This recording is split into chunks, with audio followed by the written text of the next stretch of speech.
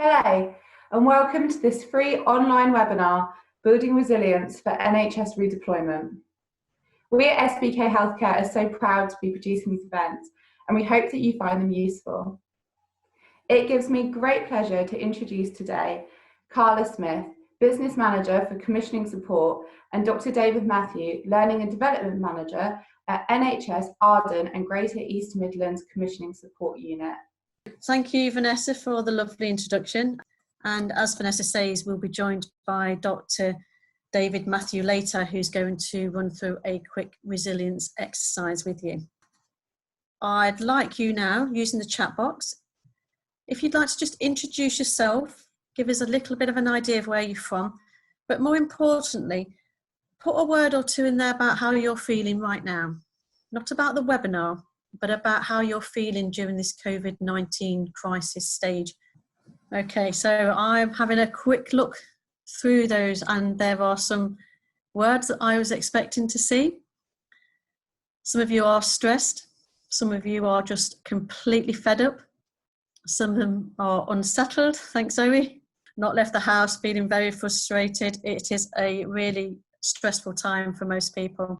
So with all the uncertainties and with all the uncontrollables, we're going to try and just help a little bit with what we can do to try and take away a few of those. So the title of the webinar, Redeployment and Resilience. A quick introduction to the words redeployment and deployment. So I've worked a little bit with the armed forces before, and they use deployment a lot. We often hear about deploying troops to a certain part of the world to help us with a need. It's about the preparation or the preparing to move. So this is what we call by deployment. Only when we get to that new place or that new task, or we're having to learn new skills, are we then really redeployed. This is our new phase of life, shall we say. And that's usually where some of the anxieties are seen, because there's new things that people need to learn, there's new competencies, there's new line managers, there's new staff. We're in a completely different and possibly for some an alien environment. Right now, there'll also be key skills that people probably didn't realise they needed to learn, and that might be because they're in an environment such as a ward where people are sadly dying. And there is a lot around NHS workers where there's an expectation that we should be okay with this because we work for the NHS. And this is not really what we signed up for. We signed up to care, absolutely, but we didn't sign up for COVID-19. Now, the good news is NHS England have done a lot of work on resilience, tools, techniques, resources, and there's currently a paper there for anybody who is struggling with working in a redeployed role. This includes information on competencies, training, what you should expect, what you shouldn't expect. It offers direction to where your PPE is, all the key personnel that you'll need to be working with. It offers a whole load of sort of frequently asked questions about your redeployment and concerns you may have about going back to your original role. And of course, that's if you wish to go back to your original role. There's a lot of people come back into the NHS from retirement, and actually they may enjoy coming back out into the world, but obviously not in a COVID-19 environment. So throughout this presentation, think about your journey where you are right now, but all of the resources, all of the tools, everything we talk about today will be sent to you for your information. And of course, there is a lot of support out there. Please be aware of that. So let me talk a little bit about resilience. So resilience is the way that we cope. And when I say we, I'm really talking about how you cope, because this is individual. So how you cope with any challenging situation. Now, I know we're all in COVID-19 right now, but keep in mind other things are going on in people's lives as well. And we're having to deal with all of that together. So it's about coping with a situation or a series of situations that are occurring. And as I say, it's an individual journey. It's going to be personal to you. You may have peer support, you may have family support, and I do hope so. But it's about offering support or understanding support every step of the way. I'm assuming that most people on the webinar today will have an understanding of the coping cycle or the coping circle. I've adapted that slightly. You'll see steps. The reason I've put steps in is because we often hear people say, you've taken one step forward, but actually now I'm 2 steps back. Really doesn't matter which step you're sitting on right now, because there is support on every step. But it's about understanding the triggers and your levels of resilience, which we will talk about a little later, about how you're feeling on that step right now. So I'll just offer a very quick Oxford Dictionary definition of each of those steps, just to offer us an identification of where we might be in any situation. So shock really is about confusion, uncertainty, instability. Certainly, I know from a conversation I had with a colleague this morning who looks after the stock market or deals within the stock market, they're very much in a shock step. This has never happened to them before. Usually the stock market would be about, actually, we know this has happened, it's good news, we can do something about it, or it's bad news, we can do something about it. Right now, it's just uncertain. So they are expecting the financial world, the economical world, to be very much in shock for a while. And that will take a time to get back to, again, this new norm, whatever that may be. But it's about having a big change put upon you quite quickly. And death is a really good example of that. And a lot of people will be going in, sort of working through this coping cycle right now, or these coping steps. Denial, again, in red, and there's a reason I've put these in red. These are where you need to take action immediately if you can. When you're in denial, you're saying to yourself, actually, I don't believe this. I'm going to put my head in the sand. It will go away. This is in the red step because usually this is where well-being would come in, and we would call it ill health. It may be that people take to alcohol, they do other things that relieve their stresses. So it's really, this is why we've put this in red. And I'm sure most of you will understand the coping cycle. Anger and depression, you'll see, are in amber. Now, this is because our emotions start to come in here.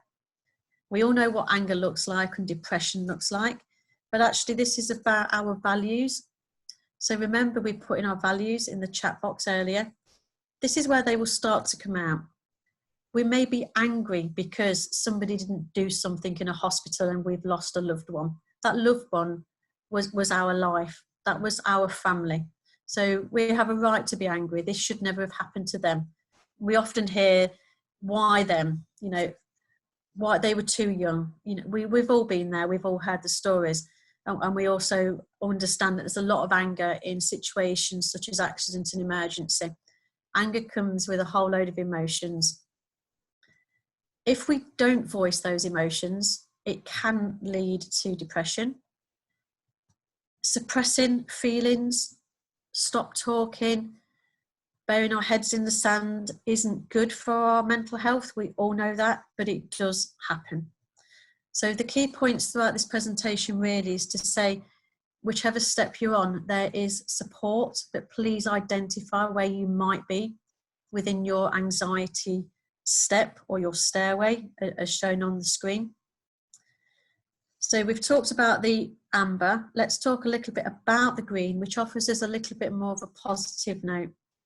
Understanding and accepting where you are right now is the shift. It's the shift from that negative to understanding that you can do something about this. And I'm sure that most of you here today are somewhere and up to the point of understanding and are going to accept that actually COVID-19 isn't going away anytime soon, but it will get better. And it will get better because you'll have the resilience skills to move forward. You've started to accept the situation, and you can sort of regress slightly. There's nothing wrong with going back 2 steps because you'll have memories, you'll have skills that you'll want to enhance. And that might anger you. You might become slightly depressed, slightly fed up because your loved one's no longer with us. So it's always okay to go back. It's just recognizing which step you're on at the right time that will help you move forward. Now, COVID-19 isn't the only thing that's going on in everybody's life right now. And we need to reassess on a daily basis. And just to help understand this, I thought I'd share a model that I use. And I use this in life coaching with individuals.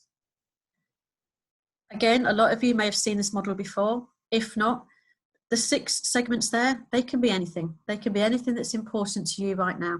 If you want to write these down while we're on the webinar, then fantastic, do that. Write down the 6 areas of your life that you feel are really important to you. Now, in life coaching, what we ask is, how happy are you in this segment of your life? So let's take finance, for example. If I asked a candidate, how happy are you with your finances? They may say, actually not good, I'm in debt, or I don't earn enough. I'm not happy because I can't afford to go out at the weekends. I can't afford to have a pint with my friends or go to the cinema. I can't afford Sky Sports. I'm feeling isolated. We would then put a plan in place for that segment, so just that finance segment, to try and get them to an 8 or a 9, and you'll see with our thumbs up emoji, that's where we would like our candidate to be.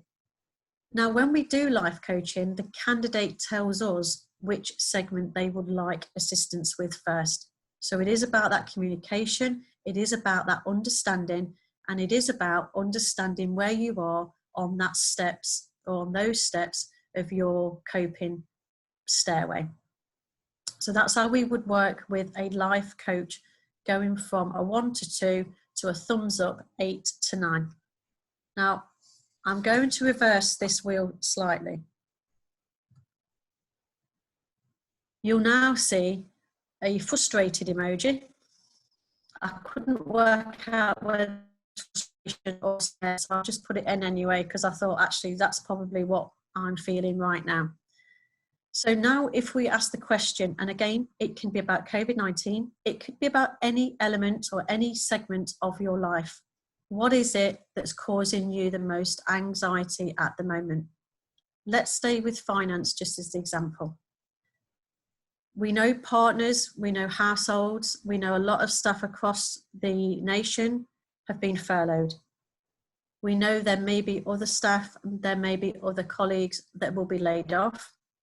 And of course, we know a lot of people have been redeployed, and that doesn't always mean that they're getting more money for what they're doing. They may have been moved into a job and they may have had a reduced pay. So they may be in a situation now where they are the sole earner with reduced pay, and they're still worrying that actually they may, or their job might not be there when this is all in our next phase. So their stress level, their anxiety level will be at 8 or 9. The idea of the tools and the resources that I'm going to show you a little later is to help you get back to that feeling of 1 to 2. It's about me saying, actually, how do you feel right now with your stress levels, with your anxiety levels for your finance segment of your life? And we would like to say that it would be a 1 or a 2. Now, of course, you can do all of these segments at the same time. We wouldn't recommend it. But of course, we have to be careful and we have to be mindful that finances will affect family, family will affect relationships, relationships will affect health. And at the end of the scale, really, that affects your career and your social networking. A lot of people bring problems into the workplace because their workplace is their second family. Most of us spend more time at work. So a situation such as COVID-19 and isolation has stopped that. It stopped that talking. It stopped that relationship. It stopped your career progression. It stopped you from mixing with social networks. I'm part of a few societies outside of work and a language school. I can't do either. We're all having to adapt. We're all having to be flexible. But that doesn't mean that these are not things that are going to worry us. A lot of good things are going on. We have initiatives such as Slimming World, who are looking after the health element, I guess, because I suspect if it's anything like me, I'll be eating more while I'm at home. I'm on my desk, the fridge is next door. I don't have far to go. I don't have to go out at all to get a sandwich.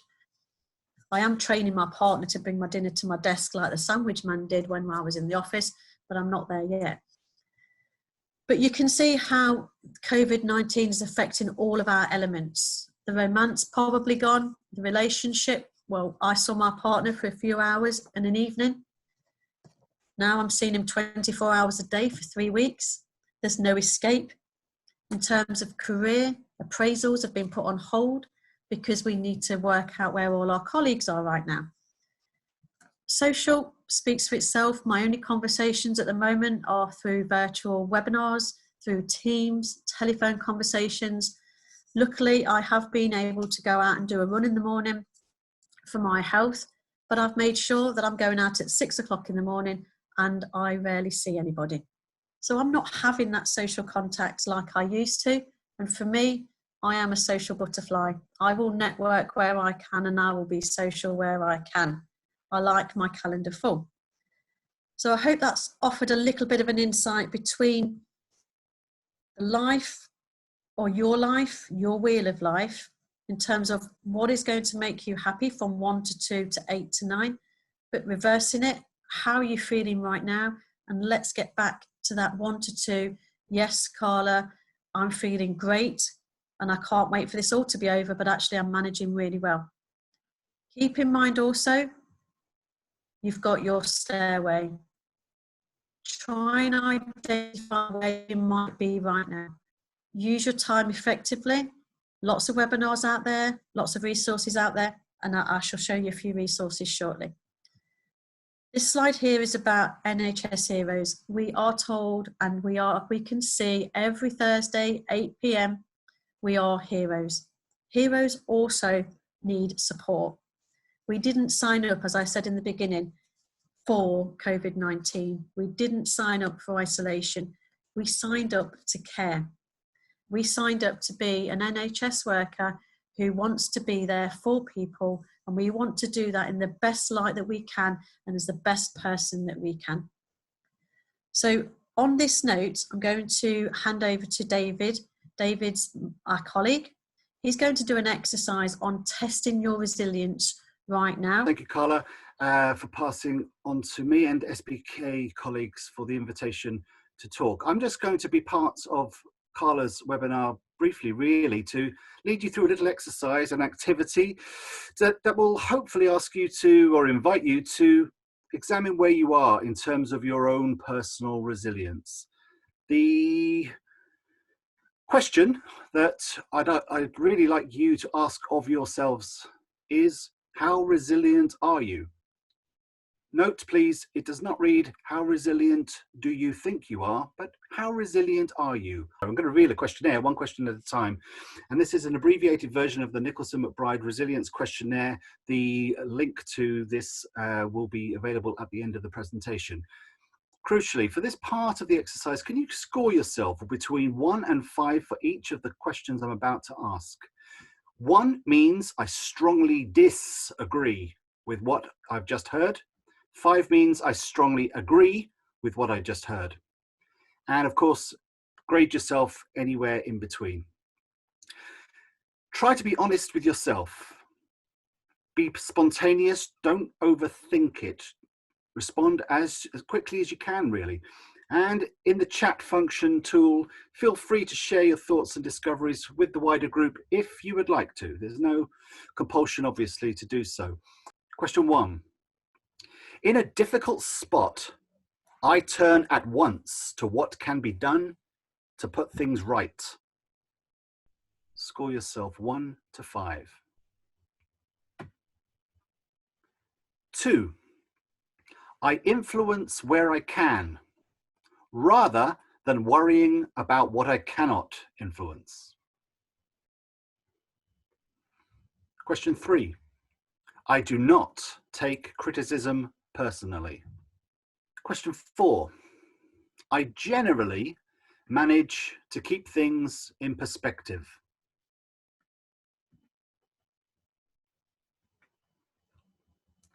Question 5.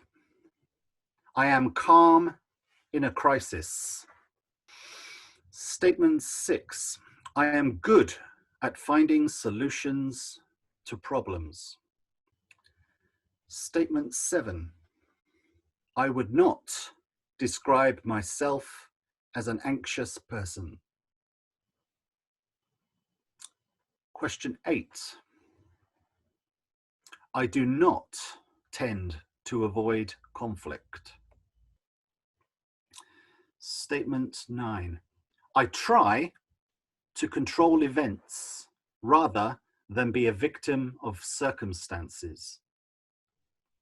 Statement 10. I trust my intuition. Statement 11. I manage my stress levels well.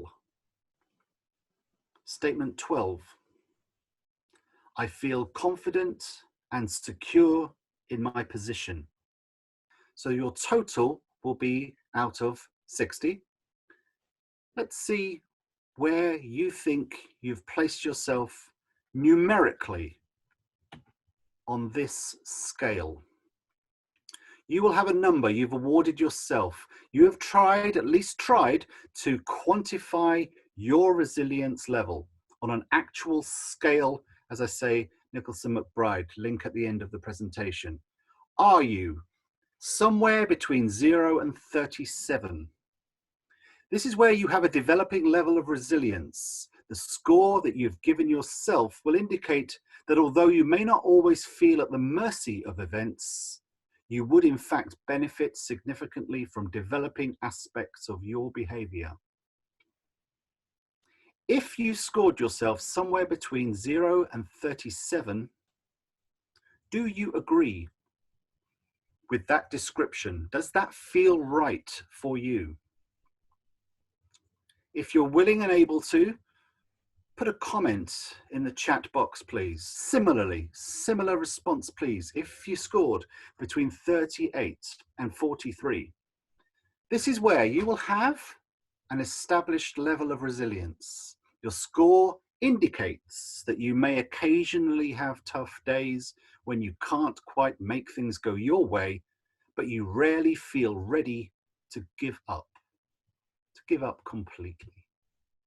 Again, if you scored yourself between those parameters, 38 to 43, is that you? Do you recognize yourself? If you do, what do you think you might do to develop? Do you feel you might need to develop? Are you happy with that score? What's your reflection? What's your response to being described in such a way if you scored yourself between 38 and 43? Similarly, if you scored yourself between 44 and 48, this is where you will have a strong level of resilience. Your above average score indicates that you are pretty good at rolling with the punches and you have an impressive track record of turning setbacks into opportunities. Here I'll pose a similar question as before. Do you recognize yourself in that description if you awarded yourself that particular score? And I do, of course, acknowledge something I didn't say at the start, that this score the score you award yourself today might not be the same as you awarded yourself or would have awarded yourself yesterday or even earlier this morning or tomorrow or what have you. It is a moment of time, of course it is. But nevertheless, does this feel like you? If you scored yourself between 49 and 60, it is suggested that you will have an exceptional level of resilience. This score indicates that you are very resilient most of the time. Please note it does not say all the time, but most of the time, and rarely fail to bounce back. Whatever life throws at you, you believe in making your own luck. That's if you scored between 49 and 60. Again, if you're happy to share, we are going to read all of your comments in the chat functions or the Q&A. Again, do you recognize yourself from that descriptor? Is that you? crucially, colleagues, do you think you actually are somewhere else in the descriptions from where you scored yourself? Now, that could be higher, that could be lower. Do you think it's right? Do you think it's wrong? This is a moment for self-examination, if you like. This is asking you to put an actual score, which, agreed, will change tomorrow or even in 2 hours' time. Ask yourself, what, if anything, what did I learn about myself that was new? How can I use this new learning, this new introspective self-awareness? How can I use it? How can I best use what I've learned about myself and my ability to deal with issues that come my way? How can I use this either in work, either in society, in your domestic situation? Examine the question any way you wish, but how can I use this? How can I help others with their resilience? Can I, in fact, help others with their resilience? If so, how can I help others?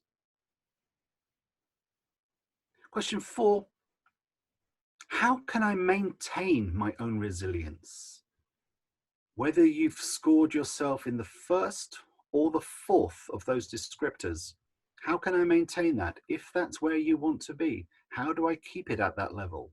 Despite the fact that there are likely to be further shocks down the road somewhere, whether it's COVID related or in any other part of your life, how can I maintain this resilience that I have currently?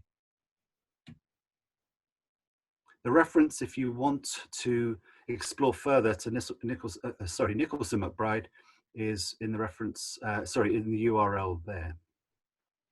That brings me to the end of my contribution to Carla's webinar. Thank you very much, David. Okay, so David has offered you an exercise to understand your level of resilience. So just to recap, we have attempted today to help you understand what resilience means. And that might be at different situations, on different steps, remember our stairway, and it also might be within a different segment of your life. A question that came through the chat room was, which segment of my life would I need to do first, or would you advise to do first? My suggestion would be, what is your priority right now? What might be a quick win? You may wish to start with that, but actually, what's your priority?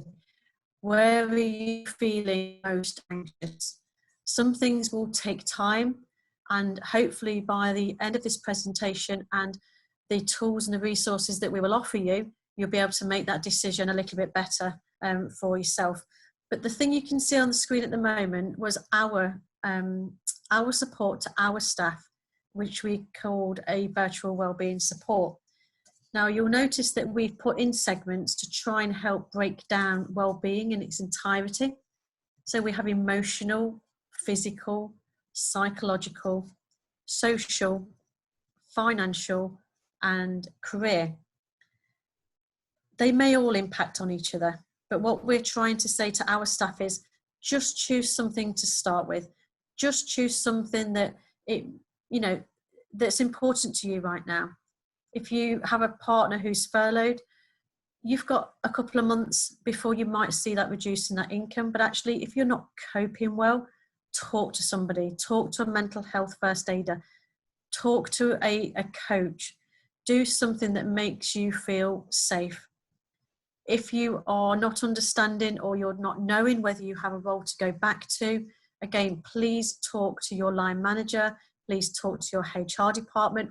Try and establish some facts that help with the anxiety. It's about the understanding. Remember the stairway, we need to understand. And please don't tackle all of the elements of your life cycle at once, because you will burn out. So let me go to a few of the national support offers that I will say are fantastic. Now, these have been put together very quickly by an expert team within NHS England's remit. These are all free. You can use them as an individual perspective, or you could use them for your teams.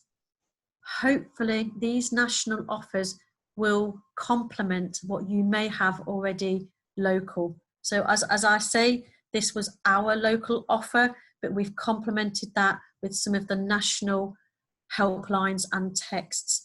So I'm going to go through very quickly. I'm just keeping an eye on time so we can answer questions, sorry. The telephone line 0300 131 7000 is open from 7 a.m. till 11 p.m. and is manned by Hospice UK and Samaritans. If you do not feel comfortable with a telephone conversation, maybe use the text support, which is open 24 hours a day. It is not manned by robots. You will get a live response. You just need to text the word frontline to 85258. So that number is 85258. So they're your devices in terms of your telephone or your text. Going to quickly run through some of the wellbeing apps that will help with your anxiety, with your resilience. Unmind, and I will send you the link to these. These are all free and absolutely free. And if you do sign up for something, be assured if we finish COVID-19 before then, you will still have access to these apps. Unmind is a science-backed assessment tool. You will be given the tools and the training to measure your stresses and your personal mental health. It is up to you how fast or how slow you utilise these tools. You will need, for all of these, your NHS email address. Headspace, I think this is out there quite a lot at the moment within the NHS. This is more about mindfulness and meditation tools and techniques. And again, it helps build resilience by reducing your stress levels. And it is also a science-backed app. These come with great credibility. Sleepio, another app. This is clinically evidenced sleep program. And on this particular app, you are asked a series of questions. These questions are then put into the platform, and whereby cognitive behavioural techniques are used to help you improve your sleep. It is automated, but it is designed to be on a more personal level based on your answers once you access the app. Daylight. This is if you are experiencing symptoms of worry and or anxiety. Again, it uses the cognitive behavioural techniques. This is tailored also, and this will be tailored by you answering a certain set of questions before your app is live and personal to you. So keep in mind, these are all free, all NHS staff, as long as you use your nhs.net email address or your NHS for your local organisation, any member of staff can use any of these apps at any time. We then move into Silver Cloud. Silver Cloud, it is an app, but it's more of a platform to help you should you then be wishing to go for a more face-to-face counselling therapy route. So it's slightly different from the app format, but it does offer you a little bit of a prequel, a little bit of an idea of what counselling or therapy may also offer should you need to be or wish to pursue that route. And the final app that I'll talk to you about is Every Mind Matters. And I think this is the one that we know most. This is on most of the adverts. And it is really about helping all elements of your mental health and offers tips. Now, the other thing that the national support offer are booklets. These are one-to-one booklets you do online or any of your devices. Great if apps aren't for you, but actually a really useful tool for yourself, a little bit like David's exercise he's just done, but also maybe for your teams. And if you're struggling to engage with your teams, maybe this is one of the workbooks that you would like to go through, quite easily doable by MS Teams. So have a look at these. It's about personal resilience. It's about team resilience. We're obviously in Ramadan at the moment. You may wish to understand more about how colleagues are adapting to things through a Ramadan season where they're not able to socialise as they would once. And the one thing that I would say is a really good tool just to take a little bit of time out, go to creating a 10-minute pause space. A few organisations have used this and they've called it a calm room or a wobble room or even just a pause room. This book offers you the resources to set that up. It also offers you advice on how to engage members of staff within that space. It's just a little bit of time out from something that may be causing them a lot of stress. The one with the pound signs on are financial wellbeing webinars. They're not on that system yet. We are developing those right now, and our first one starts May the 6th. But it will go through a whole lot of resources that you should be looking into to help you understand your finances right now during COVID-19, particularly if you've got household members who have sadly passed away or are going to be laid off or have been furloughed. But it also talks about making sure you understand what it is you're doing or asking when it comes to a finance decision. We do not wish for the nation to become more in debt than we already are. And what we're doing is education to help you understand how your pension may help, how mortgage, holiday periods can help. But remember, they still need to be paid back, these mortgage payments. Don't take everything that is free as a freebie, because really frees are not really free unless it's these tools. Let's just say it's these tools. These are free. These are completely NHS. But there's a lot of things out there that you just need to consider before you start to look at. I will put all these links on the end, and these slides will be shared out by our colleagues, Vanessa and Daisy from SBK. So please don't worry, these will be with you. And myself and David are quite happy to guide you to an area if you feel that you'd like something a little bit more. So I think we have got a few minutes to ask some questions before we finish. Yes, that's right. So the first question is, how do I cope with the guilt of not being able to be with my team?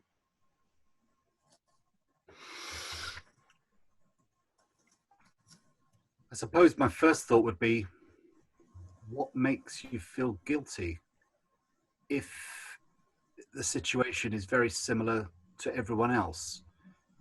If your situation was peculiar to you and you could not be with your team, then I might understand that a bit better. I think if you're feeling guilty then when everyone is in a very similar position, then possibly it's not guilt that's your main concern. It's an inability to work with your team efficiently, possibly leading to the guilt itself, but more a feeling of a lack of control. Is that possible? I don't know who asked the question, but it's possible. I might also add that you're not really apart from your team in any sense than physically. We've all had a steep many of us anyway, have had a steep learning curve in terms of using one or other online platform to try at least to keep in regular contact with your team. I would advise regular meetings with your team that are official, but also less formal 20-minute coffee time type activities where appropriate, and most likely to be either the beginning or the end of a day, or possibly around the lunch period, possibly. Depends on your own schedules, of course.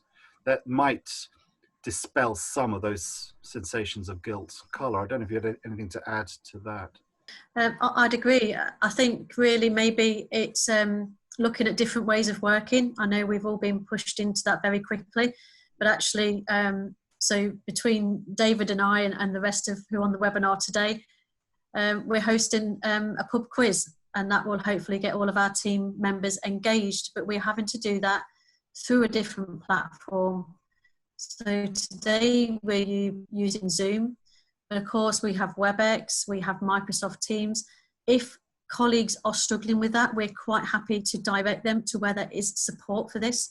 Actually, you know, sometimes you don't need to be there physically, but I think it's just that conversation you need with your colleagues, and maybe away from COVID-19 environment, such as a pub quiz, or keep in mind that the pause room or the wobble room, you know, just have those 10-minute conversations. But yes, David, I agree. We've had a few questions about resilience. So the first one is, can you fake resilience? I saw that in one of the I saw that earlier on, and my first thought was, would you want to? Is there a situation where to appear resilient would be a bonus?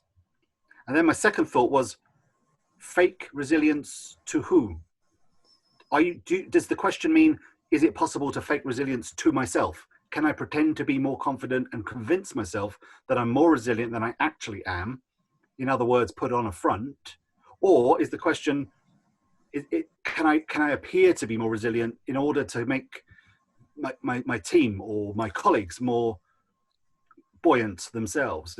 So I wasn't quite sure how to interpret the question, but my very first thought was, as I say, would I want to? And if so, why would I want to? What would make me want to appear more resilient, other than sort of professional standing, I suppose, where you might feel some sense of weakness if I wasn't looking resilient, even if I didn't feel it. And hopefully some of those thoughts might have been dispelled by the previous hour that Carla's led us through. So someone else asked, does my challenging past contribute to my resilience?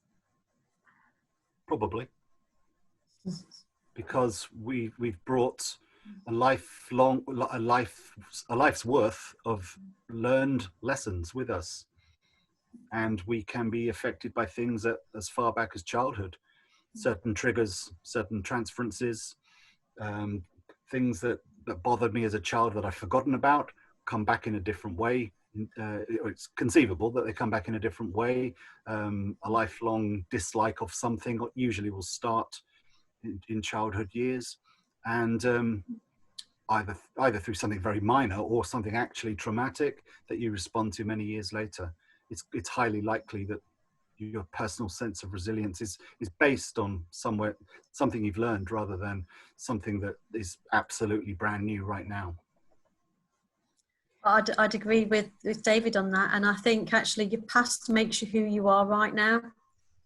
And if you are struggling with something, never has there been an opportunity for you to open up and talk to somebody about it.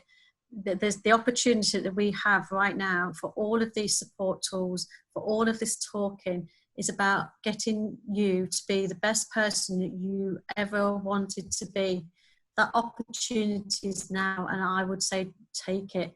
Yes, you've got past, but actually if you've got some issues that have been unresolved, then start to talk about them now. Become that better person during this opportunity stage. But of course, you know, we are who we are because of our past. So as a nice follow-on question, if you are resilient, does that mean that you should or could help others? I don't think there's any should about it. A different question on a similar subject came up in the chat. Does it translate? This was a response to my last 4 questions. Does it translate necessarily that because you're resilient, you'll be able to care for those who are not, or you'll be able to help those who are not? And my answer was, well, no, not automatically. They're 2 different roles. If you're lucky and you can adopt a strong persona in both, fantastic. If you can be resilient and by virtue of that resilience help someone who is not so resilient or someone who needs some further help with that, fantastic. But it doesn't automatically translate, I would argue. The question, however, that Vanessa has posed is, should you, not can you? And I would say, if at all possible, we work in an industry where care is a principal theme and a value that we hopefully share. If you can, I would say you should. It doesn't necessarily mean you'll find it easy, however. And keep in mind that we've got those segments of life. If you can help somebody through that particular segment of life because you have that experience about that, then why would you not want to help them if you could and you felt comfortable and confident in doing that? We have time for one last quick question. Our delegates asked, how do you balance your life, especially in these circumstances? For me, very quickly before I move to the next screen, it would be about thinking about your priorities. What is your priority right now? And maybe something has to be sacrificed just to be able to keep balanced. There's a lot of resources out there that can help you understand what is your priority right now. But actually, I would say take time as an individual, take some time aside and just really have a think about what is important to you right now. We all know we're NHS heroes, but actually we need to take that time out to reflect on what is important and therefore bringing that balance back. But it may incur a sacrifice in one element of your life. Yes, I'd agree. Be kind to others, be kind to yourself, emphasize to yourself what is important to you as far as possible. Thank you so much. So that's the end of our questions and the end of the presentation today. We would just like to say thank you so much to Carla and to David. We're so grateful for the time that you shared with us, and I'd also like to say thank you to all of our attendees today. I know that you're really busy at the moment, so we really do appreciate the time that you take on our webinars. Thank you, everyone. Thank you all. Stay safe. Stay safe. Hi, everyone. If you like this video, please do give it a thumbs up. Subscribe for latest content and make sure that the bell button is turned on so that you get a notification when we next upload.